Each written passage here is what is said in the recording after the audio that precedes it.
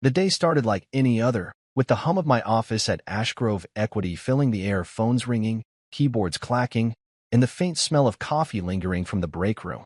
I was hunched over a spreadsheet, double-checking projections for a client, when my phone buzzed on the desk. The screen showed an unknown number, probably another cold call, but something made me pick it up. A man's voice came through, calm but official, introducing himself as Daniel Firth from First Valley Bank. He asked if I had a moment to discuss my mortgage on a property at 778 Rose Willow Lane. My fingers froze on the phone. Mortgage? I didn't own any property besides the apartment I shared with my wife. I told him he must have the wrong person, but he insisted, saying the loan was co-signed by me 6 months ago for her family. Her parents. Her sister. My stomach twisted like someone had yanked a knot tight inside me. I asked him to repeat the address, hoping it was a mistake, but 778 Rose Willow Lane wasn't a place I'd ever heard of. My voice stayed steady, though my pulse was hammering.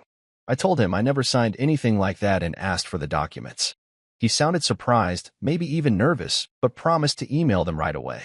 I hung up and stared at my computer screen, the numbers blurring into nonsense. My wife, the woman I'd built a life with for 7 years, wouldn't do something like this. Would she? The thought felt like a betrayal just for thinking it, but doubt crept in like a shadow. I opened my email, refreshing every few seconds until Daniel's message appeared with a PDF attachment. There it was, a mortgage agreement with my name, my signature, my social security number, all tied to a house I'd never seen, for people I thought I knew. My chest tightened. I grabbed my phone again, this time dialing Julian Knox, my lawyer and the one friend I trusted to cut through chaos like this. He picked up on the second ring, his voice relaxed until I told him about the call. Stay calm, he said, but I could hear the edge in his tone. I'm coming to your office. Don't call her yet. He meant my wife. I agreed, though every instinct screamed to confront her right then. While I waited, I printed the document and stared at the signature. It looked like mine at a glance, but something was off, the way the C in my name looped too wide, the uneven stroke of the pen. I'd signed enough contracts to know my own hand, and this wasn't it. My mind raced. Had someone tricked her? Was she in trouble? Or worse, had she done this on purpose? The idea made my throat burn, like I'd swallowed something sour. Julian arrived in under 20 minutes, his tie slightly crooked from rushing over. He took one look at my face and knew I was unraveling. We sat in the office conference room, the door locked, and spread the papers out. He scanned them, his brow furrowing deeper with every page. This is bad, he said finally. It's not just your name on a mortgage. You're listed as the primary guarantor. If they default, you're on the hook for the full amount. I asked how much.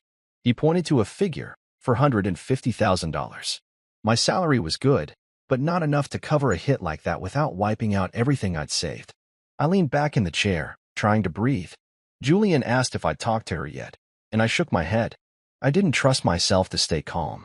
He nodded, like he understood, and suggested we dig deeper before making any moves. Let's get the bank on the phone again, he said. We need more details. I dialed Daniel back, putting him on speaker. He sounded cautious now, probably sensing trouble. I asked who else was on the loan. He listed her parents, Walter and Greta, and her sister, Allison. My jaw clenched. I'd never been close to them, but I didn't think they'd pull something this bold. Daniel said the payments were already 3 months behind, and the bank was preparing to escalate. I told him I never signed the document and demanded to know how it was approved. He stammered, saying it was processed through a notary, all standard procedure. Julian cut in, asking for the notary's name and any digital records. Daniel promised to send more files and hung up quickly, like he wanted to escape the conversation. I looked at Julian, my hands shaking. What do I do? He didn't sugarcoat it. First, we confirm the forgery. Then we protect your assets. After that, you'll have to decide what to do about her. Her. My wife. The woman who laughed at my terrible cooking, who planned our vacations with color-coded spreadsheets, who promised to stand by me no matter what. I thought of our wedding day, her smile brighter than the sun, and wondered how we'd ended up here. I wanted to believe there was an explanation, something that didn't mean she'd betrayed me. But the signature on that paper wasn't mine, and someone had put it there. Julian suggested I go home and act normal until we had more answers. I didn't know if I could. The drive back to our apartment felt endless, every red light a chance for my brain to spiral. When I walked through the door, she was in the kitchen, chopping vegetables for dinner. She smiled and asked how my day was, like nothing was wrong. I forced a smile back, my heart pounding so loud I thought she'd hear it. I said work was fine and excused myself to the bedroom, claiming I needed a shower. Under the hot water, I stood motionless, letting the steam cloud my thoughts. I kept seeing that signature, the clumsy imitation of my name tying me to a debt I didn't choose. I wanted to march out and ask her why, to demand the truth, but Julian's warning echoed in my head, don't tip her off yet. So I dried off, put on fresh clothes, and joined her for dinner. We ate in near silence, the weight of what I knew pressing down on every bite. She asked if I was okay, and I lied, saying I was just tired. After she went to bed, I sat on the couch, staring at my phone. Another email from Daniel had come through, more documents, more proof that my life was tangled in something I didn't understand. I forwarded it to Julian and shut my eyes, trying to remember when things had started to feel off. Had she been distant lately? Had I missed signs? The questions piled up, but one thing was clear, the woman sleeping in our bed wasn't the person I thought she was. Tomorrow, I'd start unraveling the truth, no matter how much it hurt. I woke up the next morning with a heaviness in my chest, like someone had parked a truck on my ribs overnight. The apartment was quiet, the kind of quiet that feels too loud when you're carrying a secret.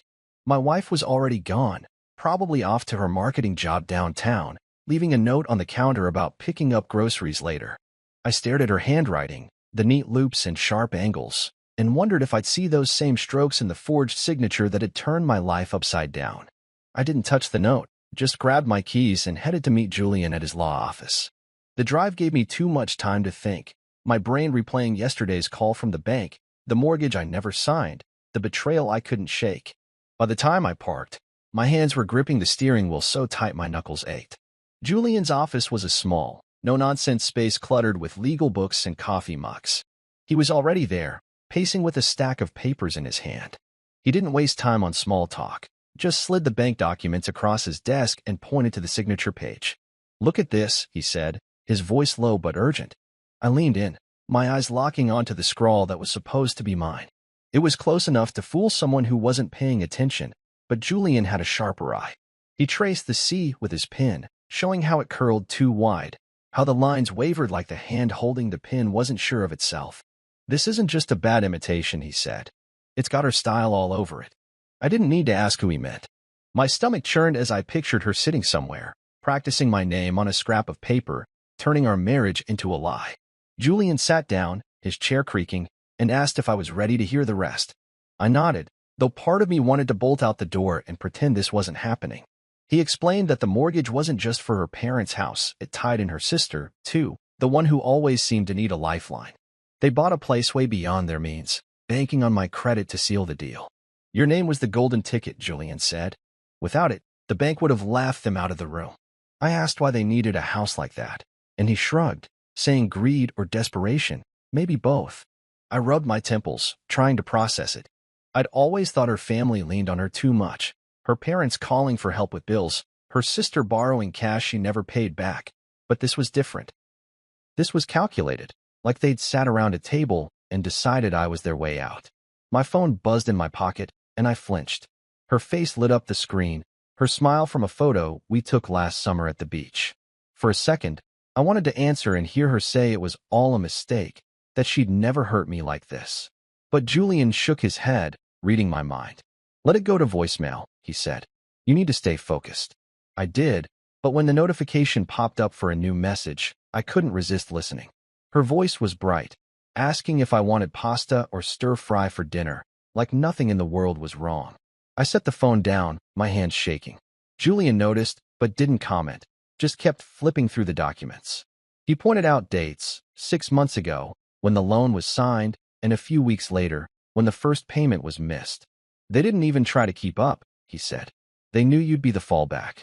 I asked how they got away with it, and he said a notary had stamped the papers, but it could have been someone careless or paid off. He was already working on tracking them down. I leaned back, staring at the ceiling tiles, and tried to remember what I was doing 6 months ago. Probably working late, trusting her to handle our life while I chased deadlines. The thought made me sick. Julian suggested we call the bank again, but before we could, my phone rang once more. This time it was her mother, a woman who always greeted me with hugs, but never quite looked me in the eye. I let it ring, my jaw tight. Julian raised an eyebrow, but didn't push. Instead, He pulled up a digital copy of the mortgage on his laptop, zooming in on the metadata. This was scanned at a public library, he said. Not exactly a master criminal's hideout. I almost laughed, but it came out more like a choke. I asked what we do next, and he said we start building a case, gather more evidence, lock down my accounts, and figure out how deep this goes. But you'll have to talk to her eventually, he added, his voice softer now. I knew he was right, but the idea of facing her made my skin crawl. I'd spent years building a life with her, sharing dreams, making plans, and now I was sitting here wondering if any of it was real. I told Julian I'd call her tonight, but I needed answers first. He nodded and handed me a list of steps. Freeze my credit, check my other accounts, get a forensic accountant if it came to that. I tucked the list in my pocket, feeling like I was arming myself for a war I didn't want to fight. As I left his office, the weight of it all settled heavier on my shoulders. I drove home, the city blurring past, and thought about what I'd say when I saw her. I wanted to believe there was a reason, something that didn't mean she'd thrown me to the wolves. But the signature kept flashing in my mind, that clumsy fake tying me to a debt I didn't choose. When I got to the apartment, her coat was on the rack, and the smell of garlic filled the air. She called out from the kitchen, asking if I was hungry. I stood in the doorway, watching her stir a pot on the stove, her hair pulled back like she didn't have a care in the world. My heart pounded, and I knew I couldn't wait any longer. We need to talk, I said, my voice sharper than I meant it to be. She turned, her smile faltering, and asked what was wrong. I took a breath, steadying myself. The bank called yesterday. About a mortgage. My name's on it. The room went still, her spoon frozen mid-stir. For a moment, neither of us spoke, but I saw it in her eyes, guilt, panic, something she couldn't hide. Then she set the spoon down and said, "We were going to tell you." My blood ran cold. We. Not just her, but all of them. I asked who "we" was, though I already knew. She started to explain, her words stumbling, but I cut her off. "Did you sign my name?" I asked, my voice low, dangerous. She didn't answer, just looked away, and that silence told me everything. I turned and walked out of the kitchen, my hands clenched into fists. I didn't trust myself to stay. Not yet. I grabbed my keys and left, the door slamming behind me, her voice calling after me but fading fast. I wasn't her husband anymore. I was the guy they'd used, and I needed to figure out how to take my life back. I didn't go far after leaving the apartment, just drove aimlessly through the city, the streetlights flickering like they were trying to keep up with my thoughts. My wife's words kept looping in my head. We were going to tell you. We. Her parents, her sister, all of them in on it, treating me like a pawn in some game I didn't know I was playing. I ended up at Julian's place, a cramped condo that smelled faintly of takeout and printer ink. He didn't ask why I was there at 10 at night. He just handed me a beer and said we'd figure it out. I didn't drink, just set the bottle on his coffee table and told him what happened in the kitchen. He listened, his face tight, and when I finished, he said, "We need to know how far this goes." I agreed, though part of me was terrified of the answer. We set up at his dining table, laptops open, papers everywhere, turning his place into a makeshift command center.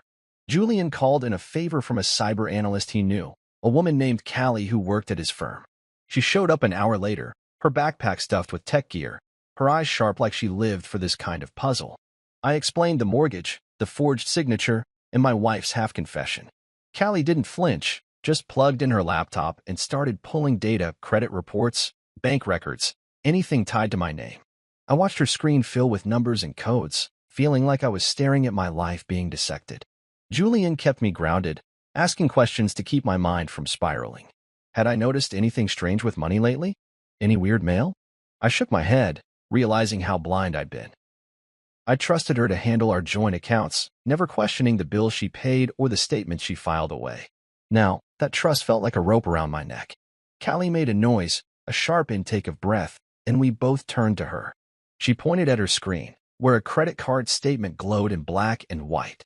It was in my name, one I'd never opened, with a balance of $22,000. My mouth went dry.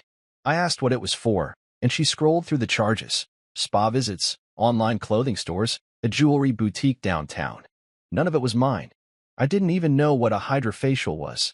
Callie cross-referenced the purchase locations, her fingers flying over the keyboard, and found most of them linked to an IP address registered to a cafe near her sister's apartment. I didn't need to hear the name to know who'd been spending my money. I leaned back, my chair creaking under me, and tried to breathe. Julian asked if I was okay, but I didn't answer. How could I be? My life was unraveling, and every thread led back to the people I'd called family. Callie kept digging, her focus relentless. She pulled up my investment accounts, ones I'd spent years building for our future, and my heart stopped. They'd been flagged as collateral for private loans, not through the bank, but some shady lender I'd never heard of. I asked how much, and she hesitated before saying, 3 loans, total of $180,000. I stood up, pacing to keep from punching something. Those accounts were my safety net, my dream of retiring early, maybe starting a business someday. Now they were props in someone else's scam. I asked who took out the loans, but I already knew. Callie confirmed it. Her parents' names were on the paperwork, with my assets listed as proof they could pay it back. I thought of her father, always bragging about his big plans at family dinners, and her mother, nodding along like she believed him. I'd thought they were harmless, maybe a little desperate, but not this. Not thieves. Julian put a hand on my shoulder, steadying me. We'll lock this down, he said, but we need to move fast. I nodded, though my head was spinning. Callie suggested checking for digital footprints, like emails or logins tied to the accounts. I gave her access to my financial apps, my passwords, everything. It felt like handing over my soul, but I didn't have a choice. She found a trail almost immediately, logins from devices I didn't recognize, one of them a phone registered to her sister. I pictured her, always glued to her screen, smirking like she was untouchable.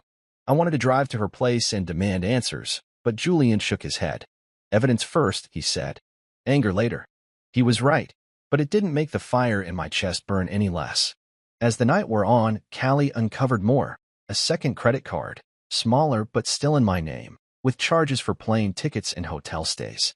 I hadn't traveled anywhere in months. The tickets were for a trip to Miami, a place her sister always talked about visiting. I remembered her showing off beach photos last Christmas, saying it was a work thing. Work. She didn't even have a steady job. I sat down hard, my legs unsteady. Julian poured me a glass of water, but I just stared at it, my reflection warped in the surface. I asked Callie how they got away with this, and she said it wasn't hard if you had someone's trust. They had your name, your info, your life, she said. All they needed was a way in. I thought of our apartment, the desk where we kept our files, the passwords I'd shared without a second thought. I'd handed them the keys to my world, and they'd walked right in. By 3 a.m, we had a stack of printouts, credit reports, transaction logs, even screenshots of login attempts. It was enough to bury them, but it felt like I was the one being crushed. I looked at Julian, my voice hoarse. What do I do now? He didn't hesitate. Protect yourself. Freeze everything. Cards, accounts, all of it. Then we confront them, but not until we're airtight. I nodded, but the thought of facing her again made my skin crawl. I'd seen the guilt in her eyes last night, but also something else, defiance, like she thought she could talk her way out. I wasn't sure I could stay calm if she tried. Callie packed up her gear, promising to keep digging. There's more here, she said. I'll find it. I thanked her, my voice barely above a whisper. Julian walked her out, leaving me alone with the mess on the table. I picked up the credit card statement, staring at the charges like they could explain why this happened. A $2,000 necklace. A $500 dinner. Things I'd never wanted, paid for with my name. I thought of our wedding, her hand in mine, promising forever. Had she been planning this even then? Or was it her family, pulling her into their mess? I wanted to believe she was a victim, too, but the signature flashed in my mind, that careful, deliberate forgery. She'd chosen this, chosen them over me. I left Julian's place at dawn, the city waking up around me. I didn't go home. I couldn't face her yet, not without losing it.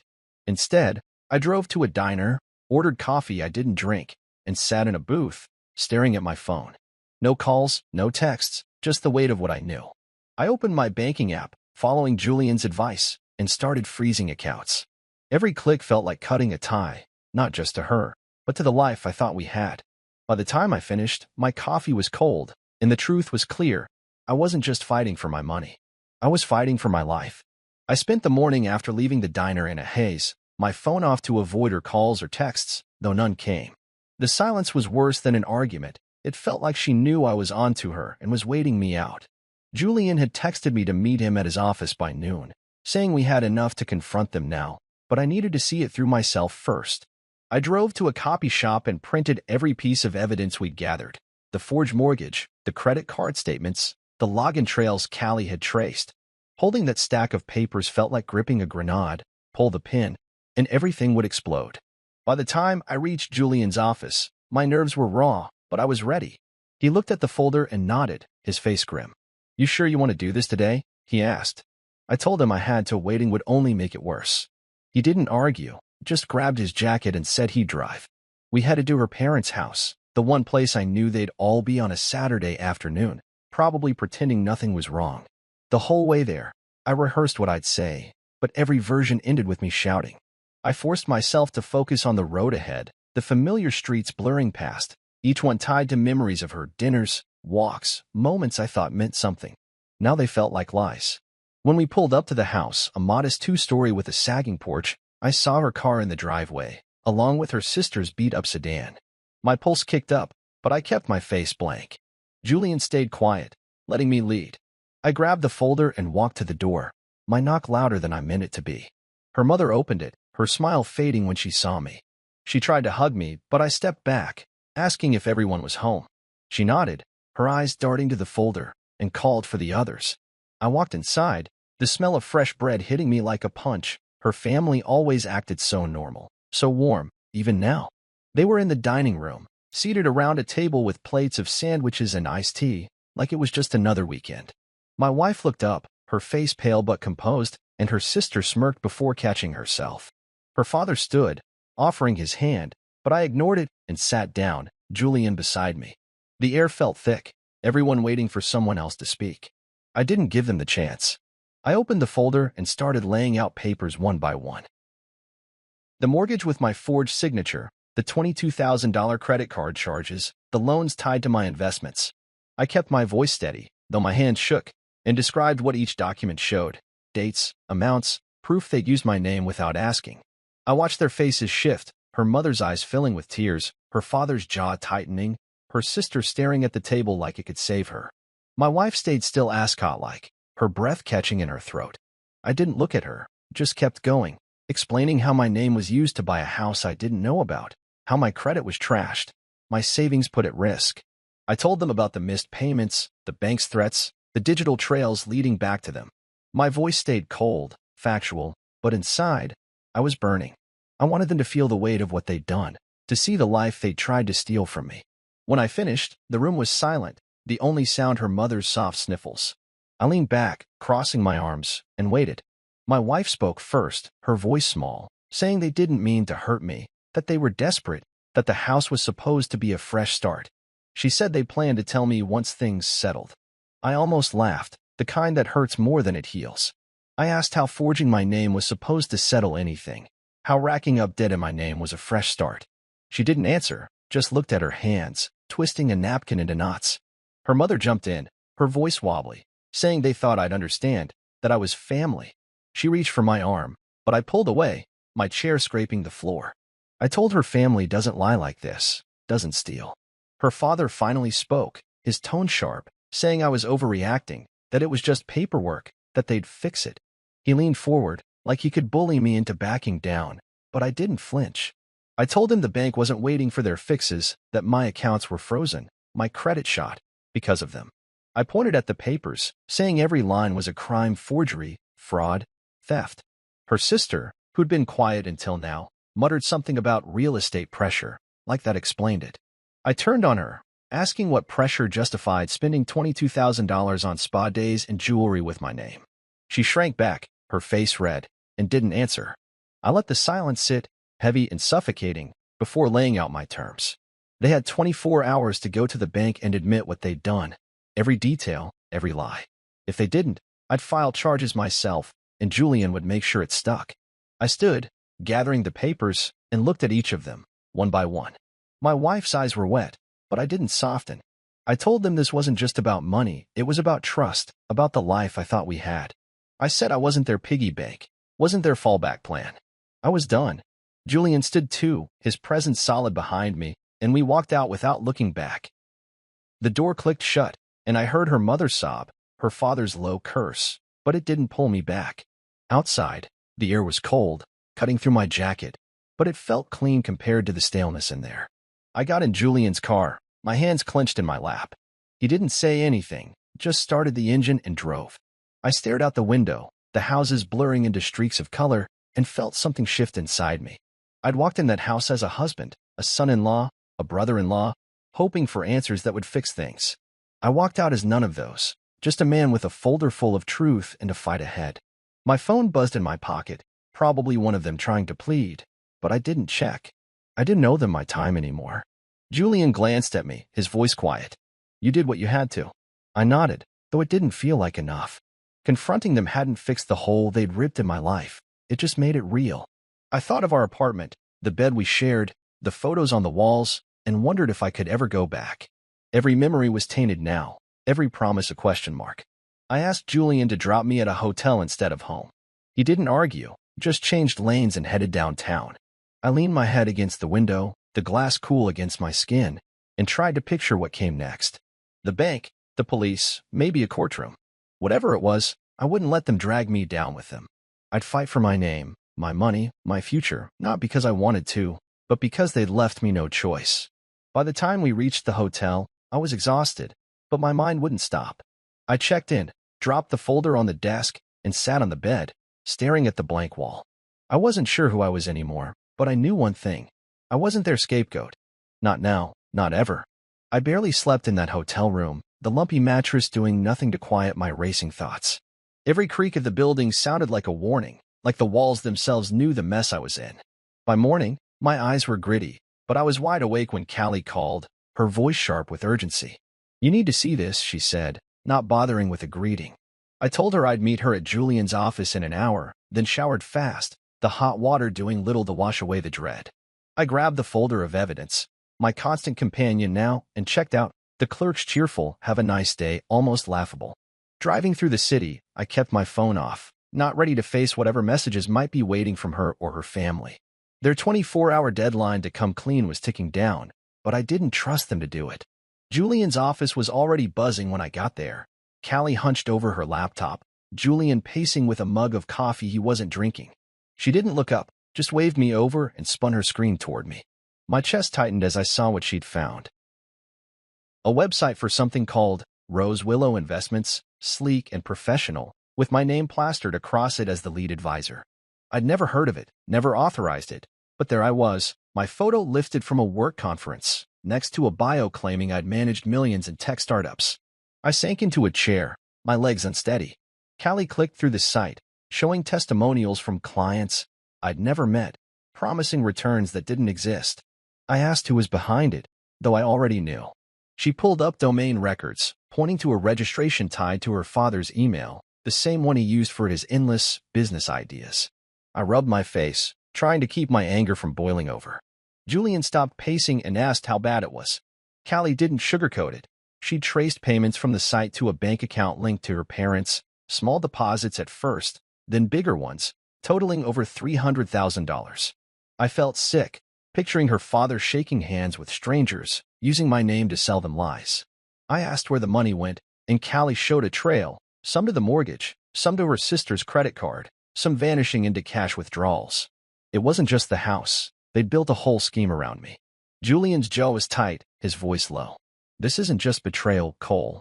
This is wire fraud, identity theft, maybe even a financial conspiracy." I nodded, the words heavy but not surprising. I'd spent years thinking her family was just flaky, always chasing get-rich-quick dreams. But this was different, calculated, cold, criminal. I asked Callie how they pulled it off, and she said my name was the key. "You're a finance guy with a clean record," she explained. "Your reputation made it believable." I thought of all the late nights I'd put in at Ashgrove, building that reputation, and now it was a weapon against me. But Callie wasn't done. She opened another file, her fingers hesitating like she knew this would hit harder. "There's something else," she said. My stomach dropped as she showed a job application submitted to a hedge fund in Chicago, using my resume, my degrees, my certifications, my entire career. The applicant? Her sister. I stared at the screen, my breath shallow. She hadn't just stolen my money, she was trying to steal my life. Callie pulled up more. Emails from her sister to recruiters, posing as me, even a faked LinkedIn profile with my name but her photo. I remembered her at family dinners, always complaining about bad luck with jobs, never mentioning she was forging my credentials to get ahead. I wanted to call her right then, scream until she understood the damage, but Julian put a hand on my arm. "We're close," he said. "Don't give them a chance to cover their tracks." I nodded, though my hands were shaking. Callie kept digging, pulling up loan applications tied to the fake investment site, each one listing me as a guarantor. I asked how many people got sucked in, and she said at least a dozen, maybe more, based on the payment logs. I pictured strangers handing over their savings, trusting my name, not knowing it was a lie. The guilt hit me hard, even though I hadn't done this. I asked Julian what we could do, and he said we'd start with the bank, then go to the police, but we needed to warn the victims, too. "This is bigger than your family now," he said. "People are getting hurt." I thought of her mother's tears yesterday, her father's bluster, and wondered if they'd even care about the lives they'd ruined. Callie found one last piece, a brochure for the fake investment fund, printed and mailed to local retirees. My name bolded as the trusted expert. I imagined her father handing them out at the country club, smiling like he'd cracked the code to wealth. I asked Callie how she found all this so fast, and she shrugged, saying fraud leaves footprints if you know where to look. "Your in-laws weren't exactly masterminds," she added, almost smiling. I wished I could laugh, but the weight of it all was crushing me. I looked at Julian, my voice rough. "How do I stop this?" He didn't hesitate. "We shut down the site, freeze their accounts, and turn this over to the feds. But you need to decide how far you're willing to go." I knew what he meant. Pressing charges would mean her, too, not just her family. I thought of her wedding vows, her hand squeezing mine, and felt a pang I couldn't ignore. But then I saw the resume, the website, the lies piling up, and knew I couldn't let it slide. I told him to do whatever it took. He nodded, already pulling out his phone to call a contact at the district attorney's office. Callie started drafting a report, her focus unbreakable. I sat there, staring at the papers, my name screaming back at me from every page. I'd spent years building a life I was proud of, and they'd turned it into a con. I thought of our apartment, the couch where we'd watched movies, the kitchen where she'd cooked last night, acting like nothing was wrong. I couldn't go back there, not now, maybe not ever. My phone was still off, but I didn't need to check it to know they hadn't gone to the bank like I demanded. They were probably huddled together, planning their next excuse. I stood, needing to move, and paced the small office. Julian glanced up, but let me be. I stopped at the window, staring at the street below, people walking like their worlds weren't falling apart. I envied them. Callie's voice broke through, saying she'd found another email, one from her sister to her father, talking about expanding the fund. They weren't stopping. They were doubling down. I turned back, my resolve hardening. "Shut it all down," I told her. She nodded, already typing. Julian hung up his call, saying the DA was interested but needed more before moving. I told him to give them everything, every document, every screenshot. I didn't care about the fallout anymore. They'd crossed a line I couldn't forgive. As the afternoon faded, I felt like I was standing at the edge of a cliff, the ground crumbling beneath me. I'd walked into this thinking it was just a mortgage, a mistake I could fix. Now I was staring at a syndicate wearing my name. I didn't know who I'd be when this was over, but I knew one thing. I wasn't their victim. I was their reckoning. I left Julian's office feeling like I'd been hollowed out, the weight of everything Callie found pressing against my ribs. The drive to First Valley Bank was a blur, my hands tied on the wheel, Julian in the passenger seat with a briefcase stuffed with evidence. We'd called ahead, and Daniel, the bank rep who'd first tipped me off, was waiting. I didn't know what to expect, but I knew this was the moment to lay it all bare. No more waiting for her family to come clean. The bank's lobby was cold, all glass and polished floors, making every step echo like a warning. Daniel met us at the reception desk, his tie slightly crooked, his face tense. He led us to a private office where two others waited, a branch manager named Sandra and a fraud investigator, Tom. I glanced at Julian, who gave a small nod, his way of saying we were ready. But ready didn't mean calm. My pulse was racing, and my mouth felt dry as I set the briefcase on the table. Before we could start, the door opened, and there they were, my wife, her parents, her sister, all filing in like they'd been invited to a negotiation. I froze, my stomach twisting. Julian leaned close, whispering, "Stay focused. They don't control this." I nodded, but seeing her face, pale, eyes darting, made it harder to breathe. Daniel looked confused, asking why they were there. Her father spoke first, his voice loud, saying they wanted to clear up a misunderstanding. I almost laughed, but it caught in my throat. Sandra, the manager, cut him off, saying the bank had questions about the mortgage and my involvement. That's when I opened the briefcase and started pulling out papers. Every forged document, every credit card statement, every screenshot Callie had dug up. I didn't look at them, just spoke to Sandra, my voice steady despite the fire in my chest. I explained how my name was on a mortgage I never signed, how my credit was used for loans I didn't authorize, how my reputation was hijacked for their fake investment scheme. I laid out the timeline, the digital trails, the website with my face on it. Julian took over when I paused, pointing to the signature analysis he'd had done, showing how the forgery matched my wife's handwriting, not mine. He showed IP logs tying the credit card purchases to her sister's devices, bank transfers to her parents' accounts. The room was silent except for the rustle of papers and Sandra's pen-scratching notes. Tom, the investigator, asked if I'd ever agreed to any of this, even verbally. I said no, my eyes flicking to my wife for the first time. She looked down, her hands twisting in her lap. I wanted her to say something, to admit it, but she didn't. Her mother tried next, her voice shaky, saying they thought I'd approved it, that it was a family decision. I cut her off, sharper than I meant to, asking how forging my name was a family decision. Her father jumped in, his face red, saying I was blowing it out of proportion, that they'd pay it back eventually. I pointed to the mortgage statements, 3 missed payments for $150,000 hanging over my head, and asked how they planned to pay that when they were already drowning. He didn't answer, just crossed his arms and glared. Her sister stayed quiet, her usual smirk gone, her eyes fixed on the table like she could disappear into it. Sandra asked for specifics on the forgery, and Julian handed over a report from a handwriting expert, detailing every mismatch in the signature. I watched Tom's face harden as he read it, his pen tapping the table. I told them about the fake investment site, the job applications in my name, the loans tied to my accounts. I said it wasn't just about the house, it was my entire life they tried to take. My wife finally spoke, her voice barely above a whisper, saying they didn't mean to hurt me, that they were desperate, that the bank pressured them. I turned to her, my voice low but cutting. You signed my name. You lied for months. How's that the bank's fault? She flinched, tears welling up, but I didn't stop. I told her I'd given them 24 hours to confess, and they hadn't, so here we were. Her mother started crying louder, saying they were good people who made a mistake. I looked at her, really looked, and saw someone who'd played the victim so long she believed it. I told her good people don't steal identities, don't ruin lives. The air felt heavy, like everyone was holding their breath. Sandra leaned forward, asking if I wanted to press charges. I hesitated, just for a second, thinking of the woman I'd loved, the promises we'd made. But then I saw the papers, the lies stacked in front of me, and knew there was no going back. I said yes, my voice firm, and Julian added that we'd be contacting the police and the DA with everything we had. Her father stood, his chair scraping, and tried to loom over the table, saying I'd regret this, that I was tearing the family apart. I stood too, meeting his eyes, and said he'd done that himself when he used my name to scam people.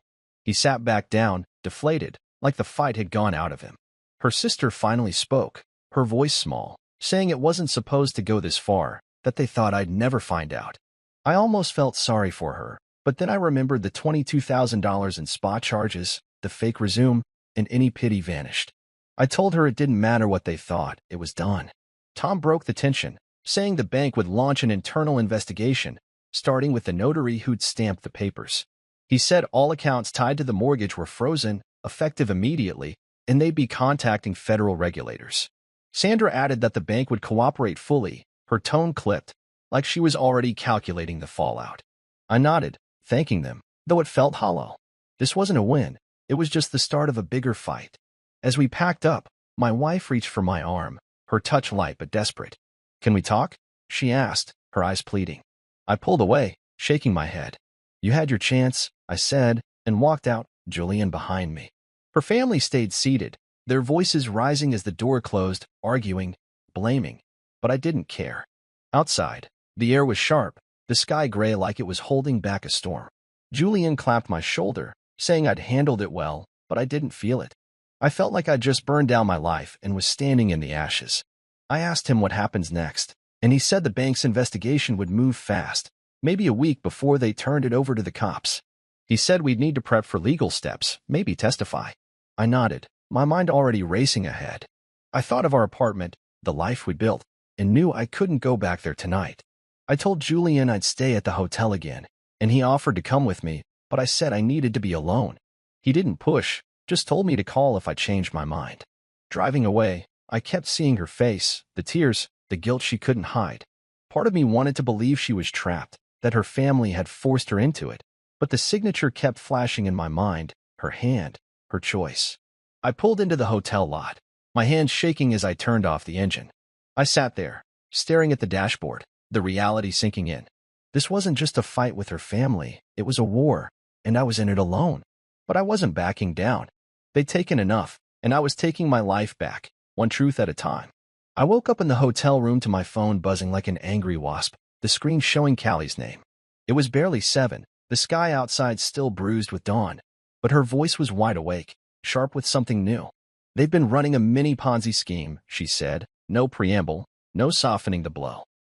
I sat up, my head foggy from another night of broken sleep, and asked her to repeat it, hoping I'd misheard. She didn't hesitate, laying it out like a punch. Her family had used my name, my investment records, to lure people into a fake tech portfolio, promising returns that never existed. I gripped the phone, my knuckles white, and asked how bad it was. She told me to meet her at Julian's office, saying it was worse than we thought. I dressed fast, skipping the shower, and grabbed the folder of evidence that now felt like part of me. The drive was a haze, my brain stuck on her words, Ponzi scheme, a term I'd only heard in news stories about con men, not my own life. Julian's office was quieter than usual, just Callie at her laptop, her fingers moving like they were chasing something. Julian wasn't there yet, but she didn't wait, spinning the screen to show me emails, bank transfers, and a spreadsheet she'd built overnight. My name was everywhere, on brochures, pitch decks, even a fake quarterly report claiming 15% returns. I sank into a chair, my legs unsteady, as she explained how her father had targeted elderly neighbors from their country club, people with savings but not much tech savvy. He'd sold them shares in a fund he claimed I ran, using my job at Ashgrove to make it sound legit. I asked how much money was involved, and she pointed to a number, $1.5 million. My stomach lurched. I pictured her father, all smiles and handshakes, promising wealth while pocketing their cash. Callie showed me more text messages from victims, forwarded to her by a contact at the bank. One was from a widow who'd invested her husband's life insurance, $200,000 gone. Another was from a retired teacher who'd lost his entire pension, asking why Mr. Harwood hadn't returned his calls. I wanted to throw up, my name tied to their pain like a brand. I asked how they kept it going, and Callie said it was simple. They paid early investors with new money, just enough to keep the scam alive, while funneling the rest to their own accounts. I thought of the mortgage, the credit cards, her sister's trips to Miami, all funded by people who trusted my name. I rubbed my face, trying to stay calm, but the guilt was crushing, even though I hadn't done this. Callie didn't pause, pulling up bank records showing transfers to offshore accounts, one linked to her mother's email.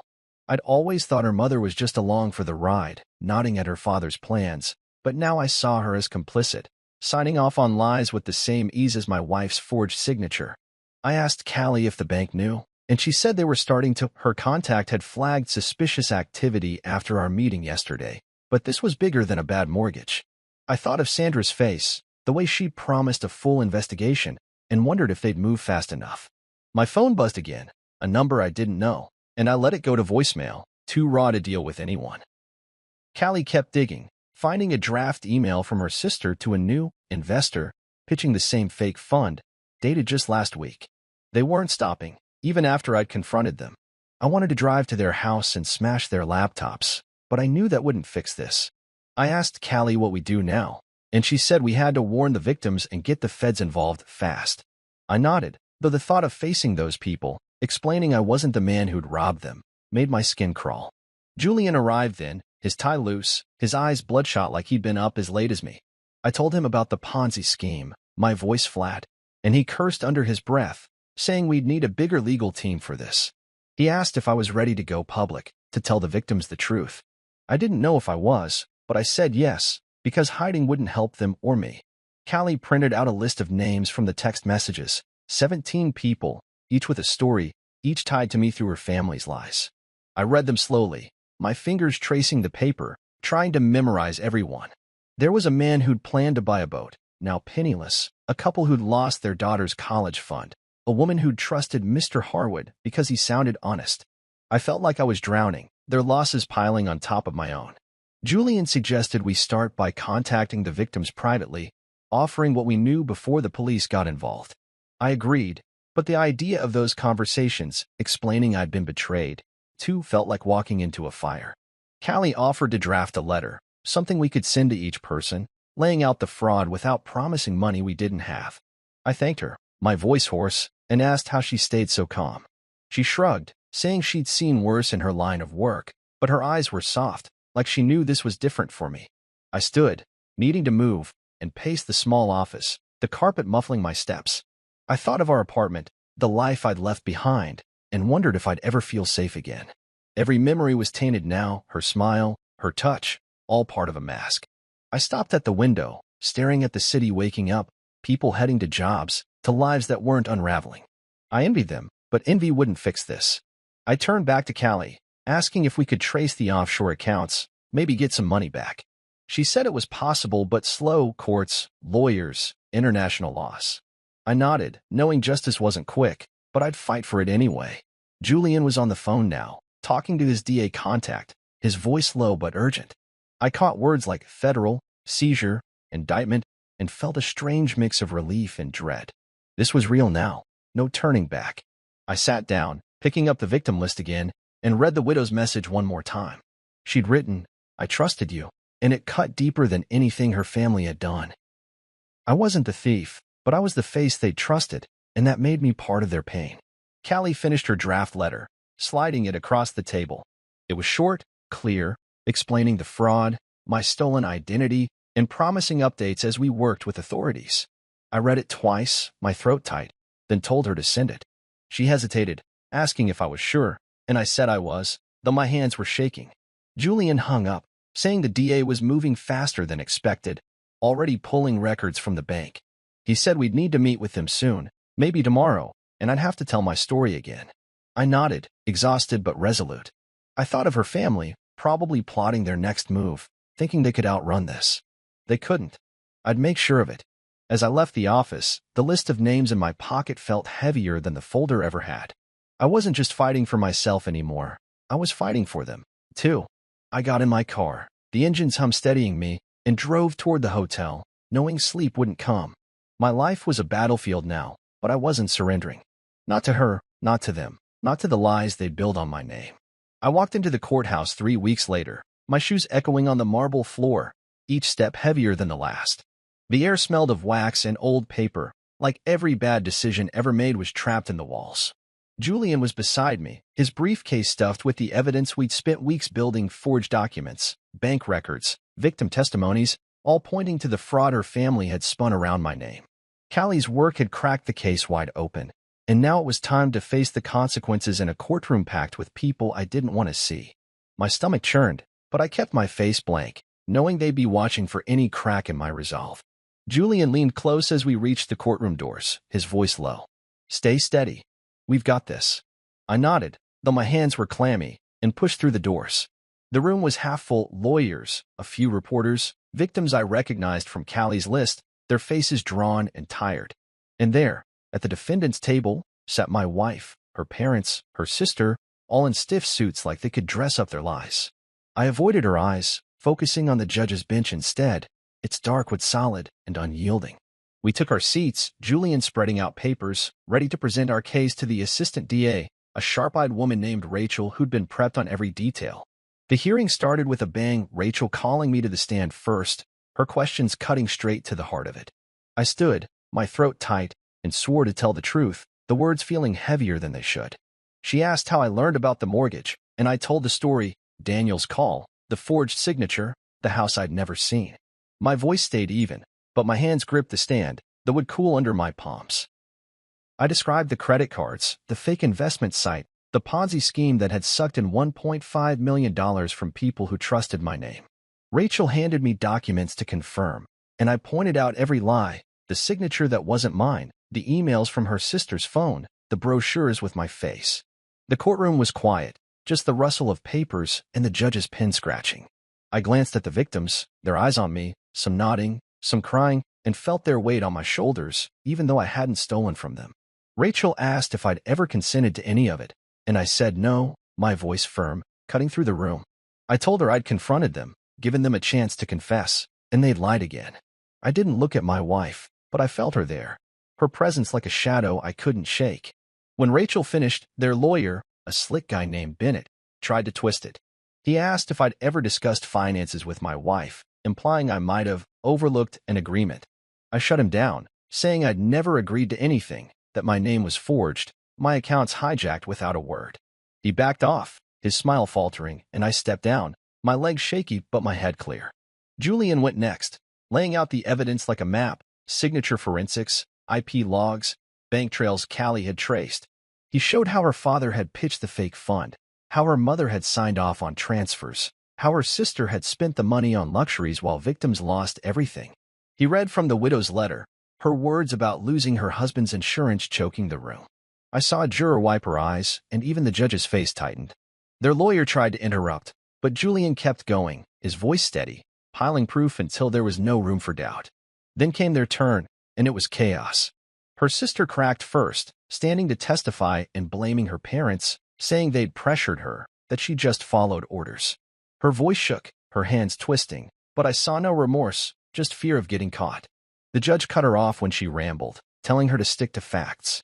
Her mother went next, sobbing so hard she could barely speak, claiming they were desperate, that they thought I'd help family. I clenched my jaw, remembering her tears at the dinner table, the same act with no substance.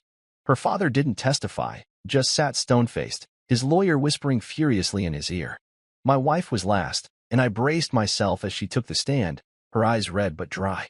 She spoke softly, saying she never meant to hurt me, that she thought the mortgage would save her family, that she'd planned to tell me later.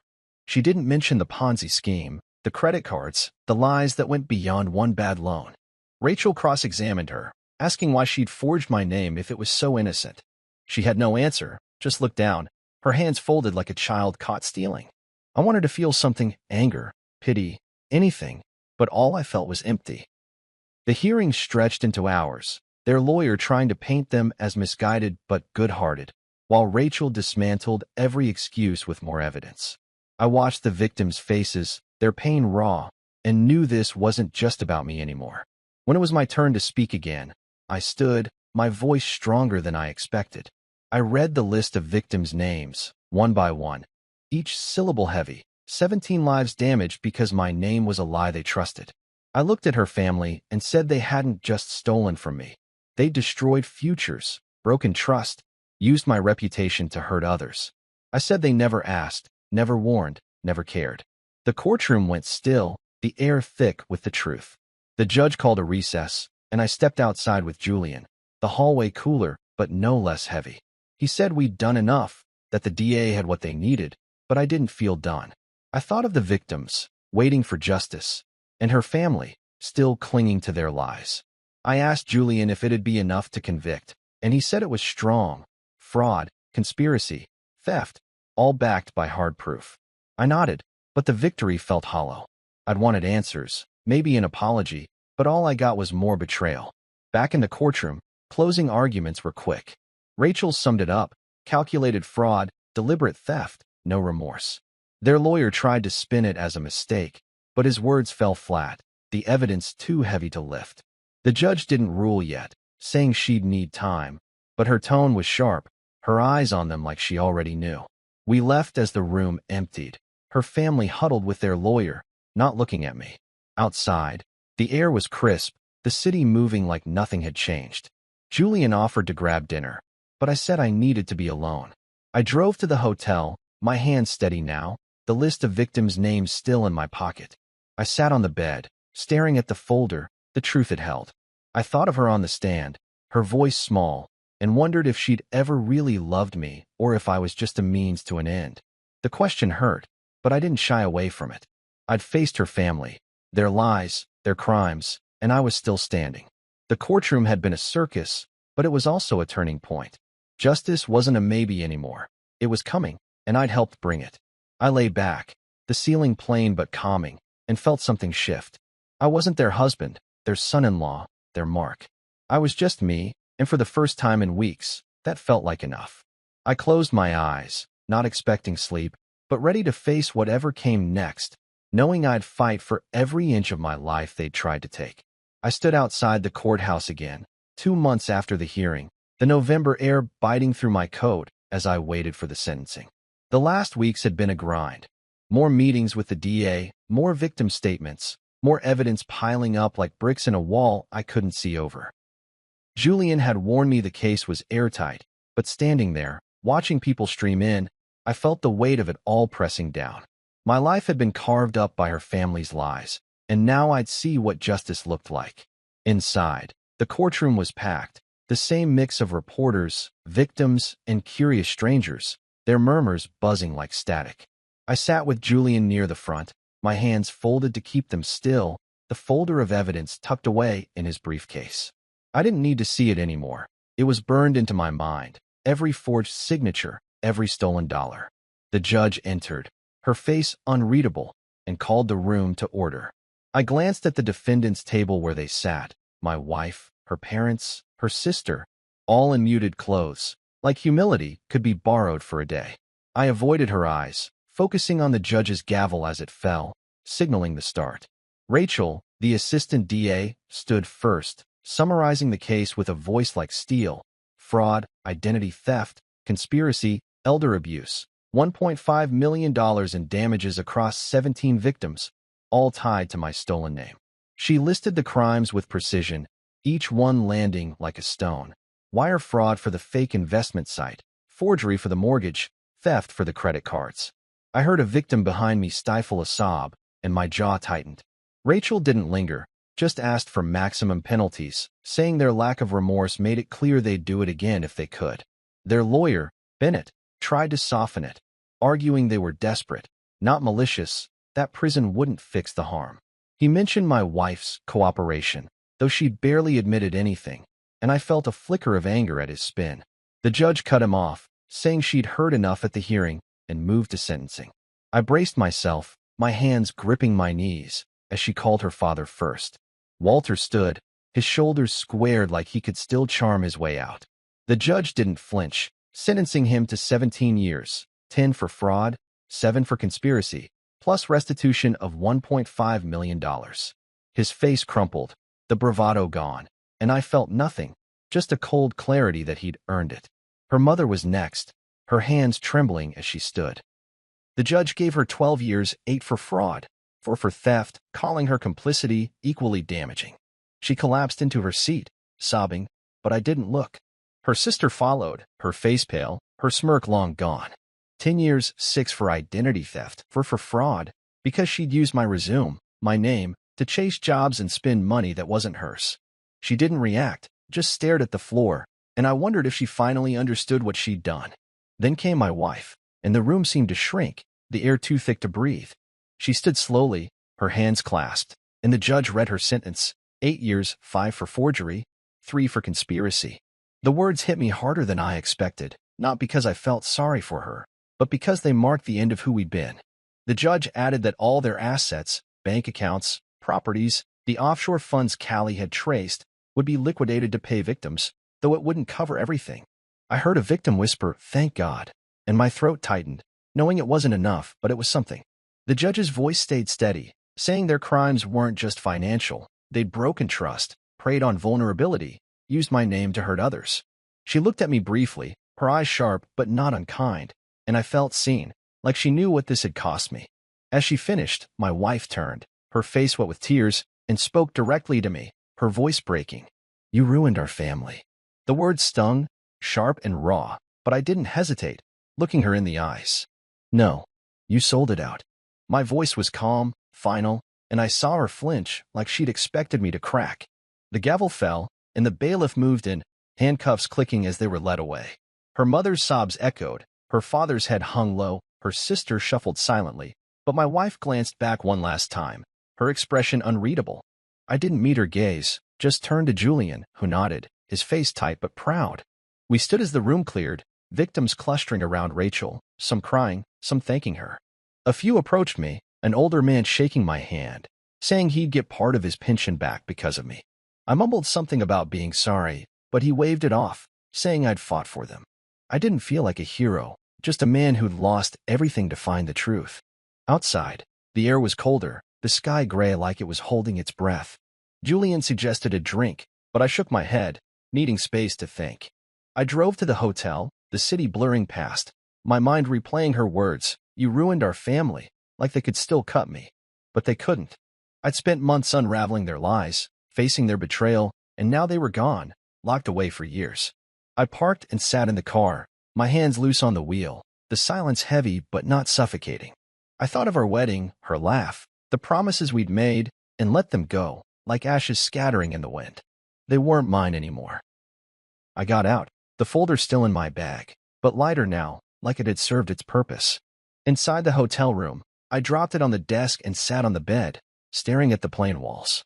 I'd expected to feel relief, maybe anger, but all I felt was quiet, a strange, steady quiet, like the world had stopped spinning just for a moment. I pulled out the victim list from my pocket, worn from weeks of carrying it, and read the names again. They were why I'd fought, not just for me, but for them, the widow, the teacher, the couple who'd lost their daughter's future. I folded the paper and tucked it away, knowing I'd carry them with me, not as guilt, but as a reminder of what mattered. The sentencing wasn't the end, restitution would take years, and some victims might never recover, but it was a line drawn, a door closed. I thought of her family, each in their own cell now, and wondered if they'd ever understand the wreckage they'd left. I doubted it. They'd built their lives on taking, not seeing who they hurt. I wasn't like them. I'd stood up, spoken the truth, and walked away, not because I wanted to, but because I had to. I lay back, the ceiling blurring, and felt something new, not peace, not yet, but a spark of strength, like I was starting to know who I was without them. The phone stayed quiet, no calls, no texts, just me and the future I'd have to rebuild. I closed my eyes, not expecting sleep, but open to whatever came next. I'd face the worst they could do and come out standing. That was enough for now, enough to keep going, enough to start again. I woke up in my new apartment, a small one-bedroom I'd rented after leaving the hotel, the kind of place that felt more like a fresh start than a home. It had been 6 months since the sentencing, and the world had moved on, though I was still finding my footing.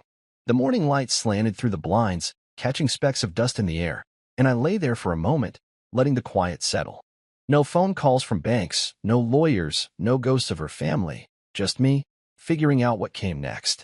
I got up, made coffee, and checked my email, half expecting another legal update, but instead found a message from Callie, asking if I was ready for today's meeting. I smiled, something I hadn't done much lately, and typed back that I'd be there. Today wasn't just any day, it was the first official meeting of Ledger Light, the nonprofit Callie and I had started to help people like the victims of her family's scam.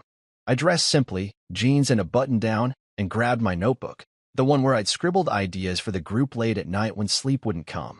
Driving through the city, I felt lighter, the streets familiar but not haunted anymore. I'd spent so long looking over my shoulder, waiting for the next blow, but now I was looking forward, building something that mattered. Callie was waiting at the community center we'd rented, a low brick building with folding chairs and a coffee urn that smelled like it had been brewing since dawn. She waved me over, her laptop already open, her energy as sharp as ever. We'd named the nonprofit Ledger Light because it sounded hopeful, like a beacon for people lost in financial betrayal, and today we'd meet our first group, 12 people, some victims of her family, some from other scams, all looking for a way to rebuild. I helped set up, arranging chairs in a circle, feeling nervous but steady, like I was finally doing something right. As people trickled in, I recognized a few faces from the courtroom, the widow who'd lost her husband's insurance, the teacher who'd trusted my name. They smiled, not the forced kind, but real, like seeing me meant something. I shook their hands, my voice softer than it used to be, and thanked them for coming. One man, older with deep lines around his eyes, grabbed my arm as he sat, his grip firm. "You saved my retirement," he said, his voice thick. I started to say it wasn't just me, that Callie and Julian and the DA had done the heavy lifting, but he shook his head, saying my fight gave him back half his savings. I nodded, my throat tight, and took my seat, the room filling with quiet expectation. Callie kicked things off, explaining what Ledger Light was about: education, support, helping people spot fraud before it took everything. She was good, clear without being pushy, and I watched the group lean in, nodding, some jotting notes. Then it was my turn, and I stood, my notebook unopened in my hand. I hadn't planned what to say, but the words came anyway, simple and true. I told them I'd been where they were, not just a victim, but someone who'd trusted the wrong people, who'd lost more than money. I said I'd thought strength was holding a family together, keeping promises no matter what, but I'd learned it was something else, knowing when to walk away, when to stand up, when to say enough. The room was quiet, just the hum of the heater in the corner, and I felt their eyes on me, not judging, just listening. I talked about the mortgage, the forged signature, the Ponzi scheme, not to relive it, but to show them they weren't alone.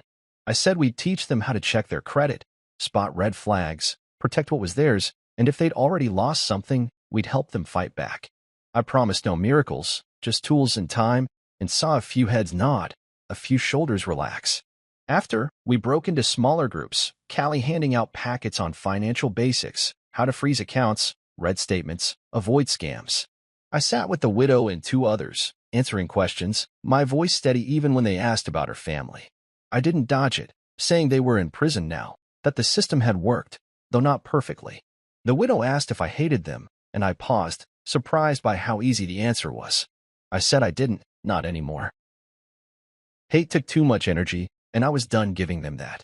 She smiled, like she understood, and I felt a weight lift, like I'd let go of something I hadn't realized I was carrying.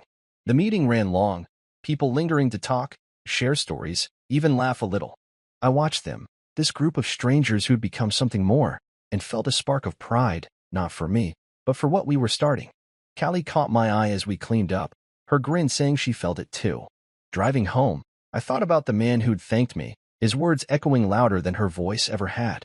I'd spent months thinking I'd failed, that her betrayal had broken me, but standing in that room, I saw it differently. I hadn't just survived. I built something new, something that could outlast the wreckage. At home, I sat at my small kitchen table, the notebook open now, pages filled with ideas for Ledger Light, workshops, hotlines, maybe a website. I'd taken a new job, too, directing a victim restitution program at a local charity, using what I learned to help others claw back what was stolen. It paid less than Ashgrove, but it felt right, like my life was finally mine again. I thought of the apartment I'd shared with her, the photos we'd hung, the plans we'd made, and realized I didn't miss them, not the way I used to.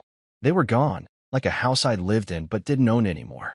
I opened my laptop, pulling up the victim list I still kept, not in my pocket now, but saved on my desk. I read their names, not as a burden, but as a promise to keep going, keep fighting, for them and for me. The widow had hugged me before leaving, saying she'd bring a friend next time, and I smiled, knowing we were just starting. I leaned back, the chair creaking, and looked out the window at the city lights, steady and bright. I thought being strong was saving her, saving them, but it wasn't. It was saving everyone else they'd hurt, and maybe myself along the way. I didn't need her apology, her family's regret, or the life we'd lost. I had this, Ledger Light, the people we'd help, the truth I'd fought for. I stood, stretching, and grabbed a glass of water, the coolness grounding me. The road ahead was long, restitution was slow, some victims still struggling, but I wasn't alone. Callie was in it with me, Julian a phone call away, and the group growing every week. I thought of the teacher, his nod when I'd promised to keep fighting and knew I would. Not because I had to, but because I wanted to. I turned off the light, the room dark but not empty, and went to bed, the notebook on the table, open to a blank page. Tomorrow, I'd fill it with more ideas, more steps, more ways to rebuild. I wasn't her husband anymore, wasn't their Mark.